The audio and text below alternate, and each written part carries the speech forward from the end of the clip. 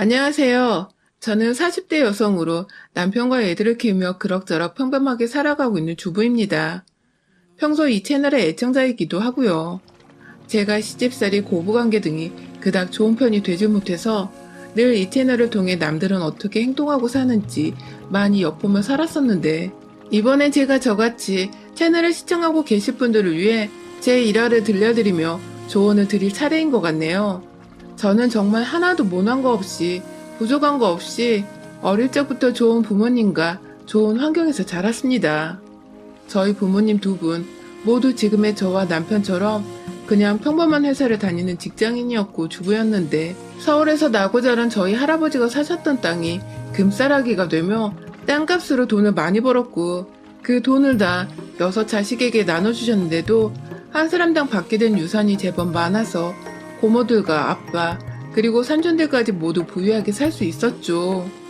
다들 할아버지 따라서 땅을 사거나 임대업에 눈을 돌려보겠다고 하던 일도 그만둔 채 뛰어들 동안 저희 아버지는 그냥 잘하는 게 회사에서 일하는 것뿐이라며 끝까지 하시던 일을 그만두지 않으셨고, 돈은 모조리 살림을 책임지는 저희 어머니께 맡겼어요.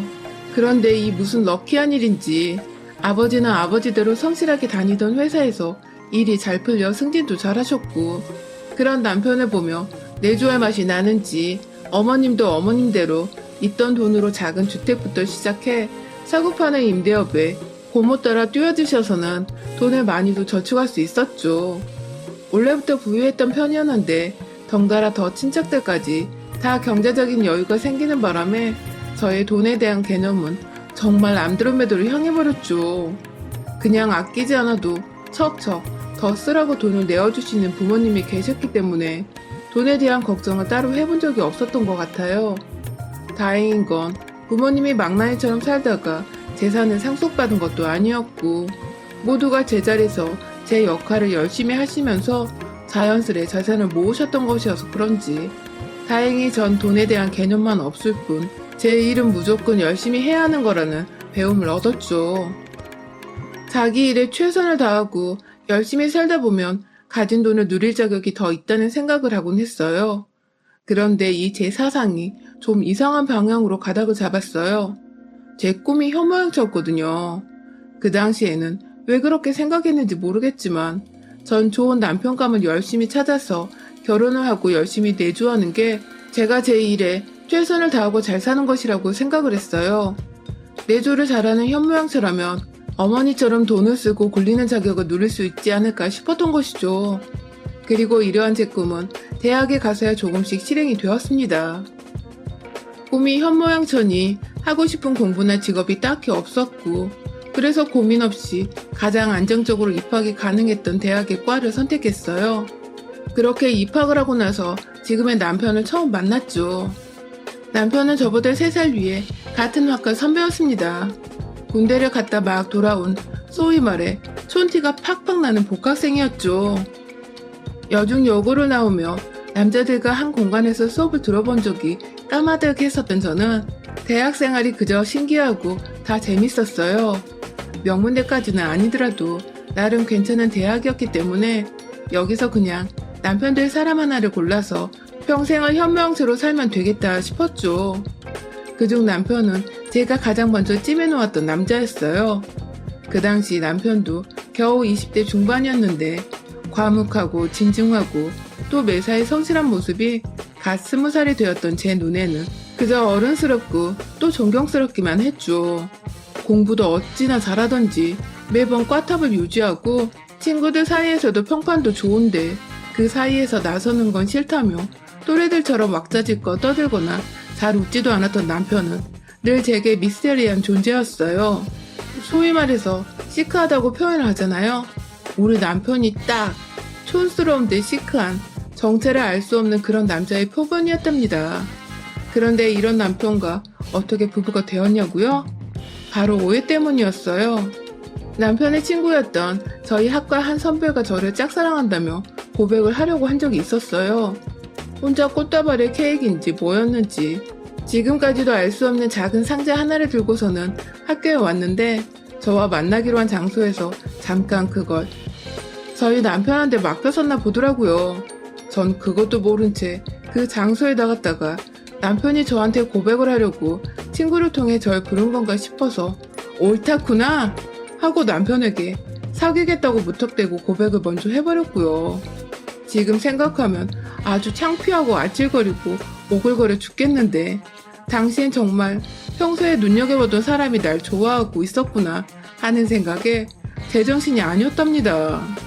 뒤늦게야 저에게 고백을 하랬던 선배가 나타나 다 정정을 했지만 제 마음은 이미 선배가 절 좋아하는 게 아니었던 실망감으로 먹구름이 가득 껴있었고 어찌저찌 불편한 기색을 내비치며 학교를 다니다가 그런 제가 신경이 쓰였는지 먼저 다가오진 남편과 술 몇 잔을 마시면서 사귀게 되었어요.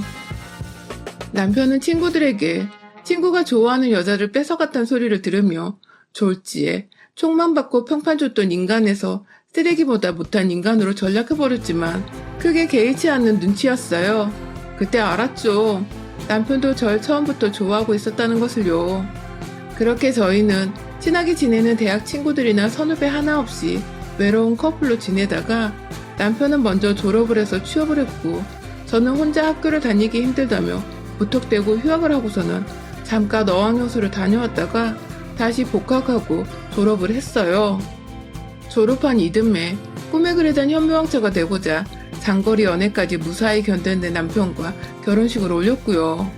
모든 게 참 순조롭고 또 재미있게 흘러갔습니다. 좋아하는 사람과 함께 살면서 그 사람의 뒷바라지를 해준다는 건 힘든 것도 있겠지만 전 사실 너무 재밌었어요. 제 손을 거치지 않은 곳이 없는 남편의 모습에 아침마다 출근을 시키며 어찌나 뿌듯하고 행복하던지. 그렇게 신혼생활만큼 평생토록 우리 결혼은 늘 행복으로 가득 차 있을 것만 같았죠. 하지만 제가 너무 어렸던 나머지 간과했던 것이 있었습니다. 바로 시댁이었죠. 대학을 다닐 때야 너무 어렸던지라 남편과 서로의 부모님을 만나고 인사를 드린다는 생각 자체를 하지 못했어요. 챙겨야 할 의무도 못 느꼈었고요. 그러다가 자연스레 어학연수를 가게 되면서는 장거리 연애를 하다 보니 당장의 애인인 남편과 연락을 한번 하기도 벅차 다른 식구들 생각은 전혀 못했고요. 그 후 한국으로 돌아와 결혼 얘기가 나오면서부터 자연스레 서로의 가족들에 대해 알게 됐고 또 소개시킬 자리를 뒤늦게 만들게 되었는데요.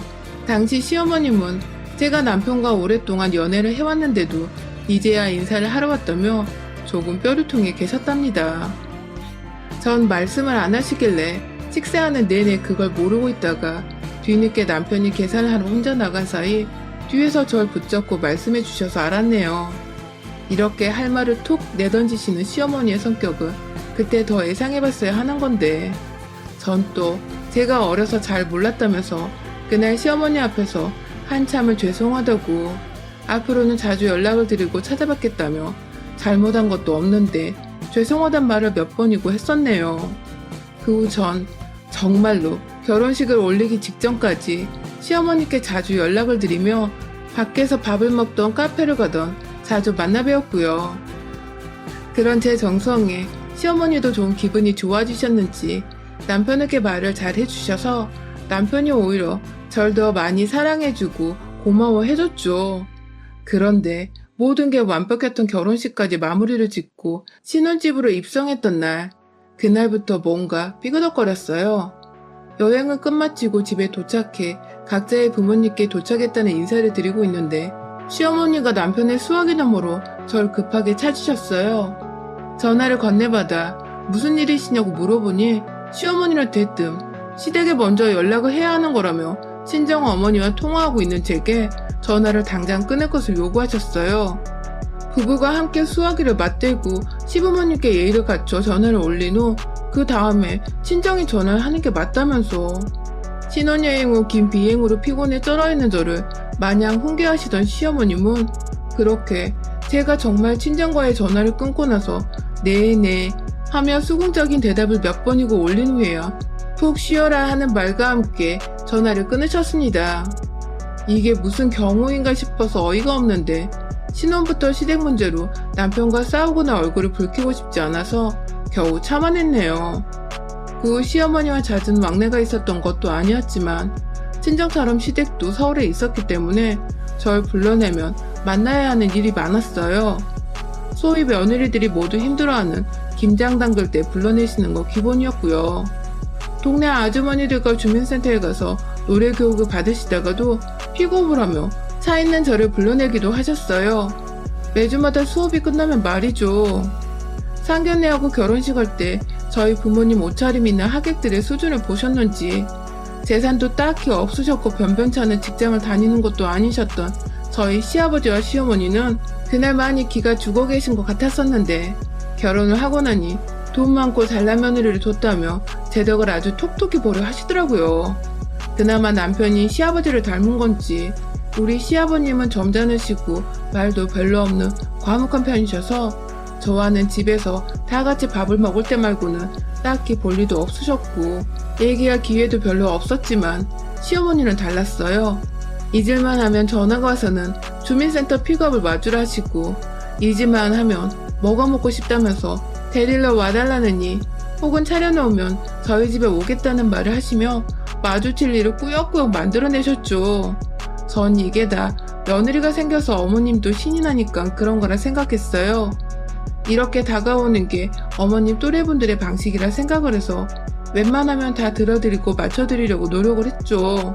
딱히 금전적인 걸 바라는 것 같지도 않았기 때문에 이 정도 인사치레를 하면 왕래하는 정도는 거뜬히 해드리겠다고 마음을 먹었어요. 신혼 초에만 이러다 마실 거라 생각을 했으니까요. 그런데 제 생각은 완전히 빗나갔어요. 그로부터 애를 가지고 낳기까지 무려 7년이 넘는 시간 동안 우리 시어머니는 참 한결같이도 절 달달 볶으시면서 찾으셨습니다. 저희 집이 시댁과 아무리 차를 타고 가도 최소 30분 정도는 걸리는 거리인데 시어머니는 그런 수고와 노력은 생각은 안 하시는지 가까운데 바쁜 척 하지 말라는 말과 함께 절 불러내신다든지 저희 집에 오고 싶은데 차가 마땅치 않으니 데리러 오라며 제가 왕복으로 시댁에 갔다가 어머님을 모시고 다시 저희 집으로 오는 등 불필요한 시간 소모를 많이 하게 만드셨죠. 제가 결혼은 빨리 했지만 임신은 좀 늦게 한 편인데요. 겨우 얻은 아이라 시어머니도 조심스러웠는지 임신했을 때에는 전처럼 잘 불러내시진 않으셨지만 무턱대고 저희 집에 찾아오셔서 제가 잘 먹지도 않은 반찬거리들을 만들어 오신다든지 그러다 남편도 저도 아무도 그 반찬을 먹지 않고 남겨두면 시어머니 정성 무시하는 거냐며 남편까지 불러내 저희 앞에서 만들어 온 건 제때제때 해치워 놓으라고 잔소리를 하기도 하셨습니다. 안 만들면 시간도 절약되고 저희는 억지로 안 먹어도 되고 좋은데 시어머니는 굳이 저와 남편이 사는 모습을 보고 싶다는 이유로 집에 일거리들을 만들어 오곤 하셨죠. 점점 그런 시어머니의 막무가내 행동들이 제 힘에 붙였지만 전 또 저대로 그것마저 아들을 향한 사랑이시겠지 하며 최대한 좋게 생각해보려 했습니다. 안 그럼 싸우고 완전히 등지고 사는 방법밖에 없었으니까요. 그러다가 남편이 회사 발령이 나는 바람에 경남 지방으로 내려가게 되었습니다. 남편 혼자 보낼 수가 없어서 저도 아이 데리고 서울을 떠나기로 결심을 했죠. 그렇게 얼떨결에 저희 가족은 거의 10년을 나고 자란 서울을 떠나 지방에서 거주하게 되었어요. 그간 시어머니와도 당연히 왕래는 있었습니다. 명절이면 어김없이 저희가 서울로 올라가 부모님께 인사를 드렸었죠. 하지만 그것 말고는 시어머니도 거리가 부담스러우셨는지 절대 먼저 저희 집에 찾아오신 적이 없었습니다. 그렇다 보니 그 10년이란 시간 동안은 제게 오히려 자유스러웠고 또 편안히 제 가족들에게만 몰두할 수 있는 시간이었어요.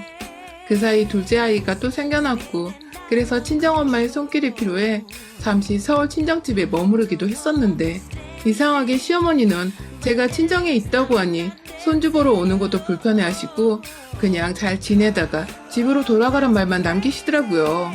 그렇게 지방에 내려가면 한동안은 어머님이 아이를 못 보실 테니 조금이라도 보시라고 몇 번이고 친정에 오셔도 된다는 말을 전했는데 끝까지 거절하신 우리 시어머니.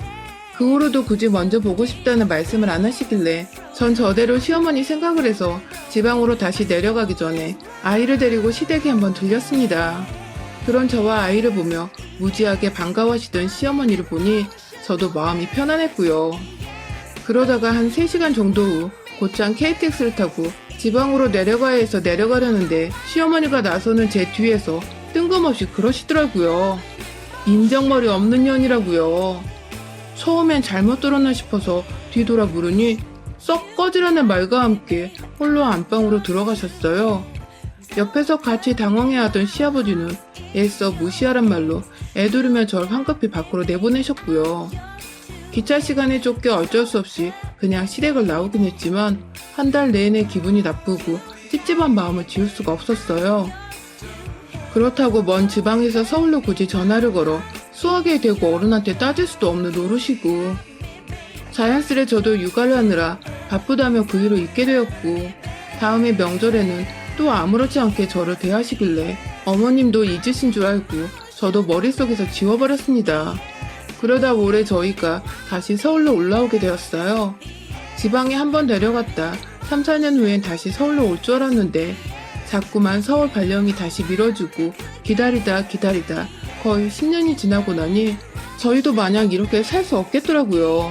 저보다도 아이들 교육을 생각해서 더 많이 고민을 했던 남편은 결국 일을 그만두기로 결심했고, 마침 중소기업을 운영하고 있던 친구가 서울에 있어서 그 회사로 이직을 하게 되었습니다.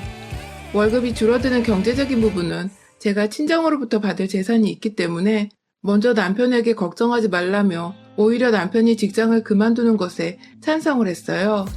그렇게 홀가분하게 지방회사의 모든 삶을 끝마치고 다시 서울로 올라온 그날, 그간 전세를 주고 있어서 다른 사람이 살고 있었던 저희 집을 새로 싹 인테리어 시공을 하기로 했죠. 그래서 저희 가족들은 모두 평수가 보다 넓은 친정집에 들어가서 임시적으로 살게 되었고, 저는 시공 중인 집을 왔다 갔다 하면서 전반적인 이사관리를 하게 되었어요. 남편은 퇴근 후에야 잠깐 이 집에 와서 같이 공사가 된 집을 보다가 함께 저와 친정집으로 가곤 했고요. 아이들 학교 전학시키고 다시 집수리하고 꾸미는 데까지 신경 쓸 것들이 정말 너무 많더라고요. 이걸 다 몇 주 사이에 빠르게 끝낼 수 있을까 싶어서 저는 아이들 학교 보내놓고 나면 방과 후까지는 친정 엄마한테 맡기고 온전히 집수리만 신경을 썼는데 며칠 전 시어머니께서 찾아오셨습니다. 저한테 미리 말씀도 없으셨는데 제가 여기 공사 관리를 하고 있다는 소리를 남편한테서 들었는지 제가 있는 걸 알고 오셨더라고요. 오셔봤자 죄다 공사판이라 마땅히 앉을 자리도 없는데 옆에 오셔서 팔짱을 끼시고나 집을 둘러보시던 어머님은 그렇게 반나절 내내 남편이 퇴근하고 집에 올 때까지 내내 제 옆에서 제대로 공시렁거리고 제 기분을 더럽힌 채 서성이셨습니다. 그냥 제가 서울 올라와서 곧장 인사를 드리지도 않은 채 친정으로 들어가기 때문에 화가 나서 그걸 표현 중이시란 생각이 번쩍 들더군요. 우리 시어머님은 그러고도 남는 분이시니까요. 저도 저 나름대로 바쁘다고 못 찾아뵌 건 잘못이었으니 눈치가 보였습니다. 제 딴에는 남편이 친정에서 눈치 보며 살지 않을까 싶어 하루라도 빨리 이 집으로 들어오고자 공사에만 집중을 했던 것인데, 시어머니 입장에서는 섭섭하실 수 있었으니까요. 막 억지로 구석에 자리를 만들어 시어머니를 앉히고 중간중간 음료수도 사다 드리고 점심도 챙겨드렸습니다. 하지만 시어머니는 처음에 가만히 계시더니 점점 제가 잘해드리고 비율을 맞춰드리려 하자 그게 또 익숙해진 건지 말이 많아지셨어요. 제가 살 집에 제가 선택한 인테리어 벽지를 보고 색이 고닥다리라며 궁시렁거리질 않나. 부엌에 저장 공간이 부족한 것 같아 선반 하나를 싱크대 위에 새로 달았는데 누가 거추장스럽게 부엌에 이런 걸 붙여놓느냐며 넌 애가 참 보이는 것처럼 센스도 없고 멋도 없다며 급기야 제 성격을 비하하기 시작하셨죠. 뒤에 인부들도 계시고 듣는 사람이 있는데도 무턱대고 절 흉보시는 시어머니 때문에 얼굴이 몇 번 빨개지기까지 했어요. 일부러 안 들으려고 멀찌감치 떨어져 인부들과 얘기를 나누고 있으면 꼭 옆에 찾아와서는 인부들을 향해 얘 얘기 듣지 말고 알아서들 시공을 하라고. 얘가 지금 집을 다 망쳐놓고 있는데 얘기를 나눌 게 뭐가 있냐며 급기야 그 사람들에게 제 흉을 봤죠. 정말 너무 힘들고 지친 와중에 시어머니까지 이러시니 뚜껑이 여러 번 열렸습니다. 입 밖으로 정말 닥치시란 욕이 막 튀어나올랑말랑 하는 중이었어요. 그러다 남편이 집에 왔어요. 공사판인 집에 자기 엄마가 떡하니 서 있는 걸 보고 남편도 흠칫 놀란 눈치였어요. 남편한테도 제가 어디 있는지만 들었을 뿐 집으로 가겠다는 말을 안 하셨던 모양이더라고요.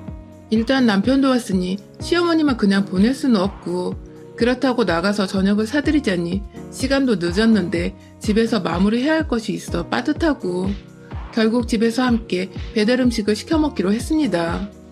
시어머니께는 언제든지 좋은 음식은 나중에 또 사드릴 수 있으니 일단 내일 출근을 해야 하고 또 집에 가서 봐야 하는 아이들을 생각해서 빠르게 저녁을 먹기로 했죠.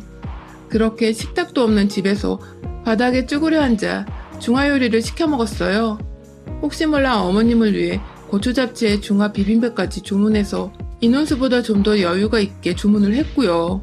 그런데 처음에 주문 전화를 할 때부터 표정이 좋지 않으셨던 시어머니는 이내 음식들이 도착해 저희가 하나둘 수저를 들기 시작하자 완전히 기분이 상하셔서는 갑자기 밥 먹고 있는 저희 앞에서 뭐 이런 정신 나간 년이 다 있냐며 욕을 퍼보시는 게 아니겠어요? 제가 정신 나간 년이라는 거예요. 시어머니를 앞에 두고 중국 요리를 시키냐고 식탁도 없이 바닥에 쭈그려 앉아 먹게 하냐며 막 따지고 욕을 퍼부시다가 결국 이건 너나 먹으라며 앞에 있던 볶음밥을 엎으셨어요. 하루 종일 서서 일하다가 시어머니까지 상대하려니 정말 미쳐버리겠더라고요. 누가 오라고 한 것도 아니고 이렇게 힘들고 휴식을 취할 것도 제대로 없는 거라니까 안 불렀던 건데 제멋대로 와서는 하다 그냥 보내드리기 죄송해 저녁을 사드리니 음식 투정까지 하고 앉아있는 우리 시어머니. 눈앞이 까마득해질 때 남편이 그런 시어머니를 향해 그만 좀 땡깡을 부리시라고 한마디를 거뒀고 그러자 시어머니는 더 불같이 화를 내며 마기를 갈기 시작했어요. 며느리 하나 때문에 아들놈도 이렇게 변한 것 같다며 태생이 말수가 없고 진중한 사람이었는데 갑자기 그걸 며느리 탓을 하는 시어머니. 저한테 손가락질하며 네가 나를 우습게 알아서 생긴 일이니 네가 책임지라고 아들을 물어내고 급기야 이혼해서 내 집안에서 나가라며 쌍욕을 퍼붓는데 캬. 저도 해탈을 했는지 헛웃음이 나오더라고요. 그런 저를 향해 몇 번 손으로 제 어깨를 치는 시어머니께 앞에 놓여진 시어머니 드리려고 일부러 산 그 고추 잡채를 확 엎어버렸습니다. 하마터면 그릇채로 시어머니를 때릴 뻔한 걸 겨우 그릇은 제 손으로 막았지만 그 사이 흘러내려 난리난 양장피 재료들로 뒤범벅이 된 시어머니는 음식에 든 특유의 겨자 소스 때문인지 여기저기 다 따갑다며 남편을 붙잡고 막 울먹이기 시작하셨어요. 이 상황에 그저 놀란 남편은 입을 떡하니 벌린 채 충격을 받은 표정으로 입에 자장면을 문 채 앉아있었고 전 그런 시어머니를 일으켜 세워 화장실로 들어가서는 샤워 수화기를 대고 시어머니한테 또 한 번 확 뿌려버렸답니다. 어머니, 겨자소스 식히는 중이니 참으세요? 하면서 확 물세례를 퍼부으니 이걸 싫다 할 수도 없고 그렇다고 겨자소스를 그대로 묻힌 채 있을 수도 없던 시어머니는 가만히 얌전한 강아지 마냥 서서 제 손에 몸을 의지하고 계시더군요. 그렇게 그날 시어머니는 반정신이 나간 채로 한마디를 더 하지 않으셨고 젖은 옷이 걱정된다는 남편의 도움을 받곤 시댁으로 무사히 가셨답니다. 저는 그런 시어머니께 냄새나서 같이 못 있겠다며 혼자 택시 타고 집으로 먼저 돌아왔고요. 나중에 남편을 통해 들어보니 시어머니는 가는 길에도 아들과 단 한마디를 안 나누셨대요. 집에 도착해서는 곧장 샤워를 하시고는 침대에 들어 누우셨다고 합니다. 그러게 그렇게 충격받을 거 좀 며느리한테 살갑고 친절하게 대하셨으면 그런 험한 꼴은 안 보셨을 텐데 왜 자꾸 안 해도 될 말은 해가며 귀한 집에서 쓴소리 한 번 안 듣고 자란 저한테 성질을 건드려서는 저도 몰랐던 저의 공격성을 확 끄집어내신 건지. 우리 시어머니 충격을 받으신 만큼 앞으로도 한동안은 좀 조심하시며 며느리와는 둘 수 있는 거리를 최대한 두고서 멀찌감치 떨어져 사시기를 진심으로 건강을 생각하며 조언드립니다. 여러분의 생각은 댓글로 남겨주세요. 오늘도 시청해주셔서 정말 감사합니다.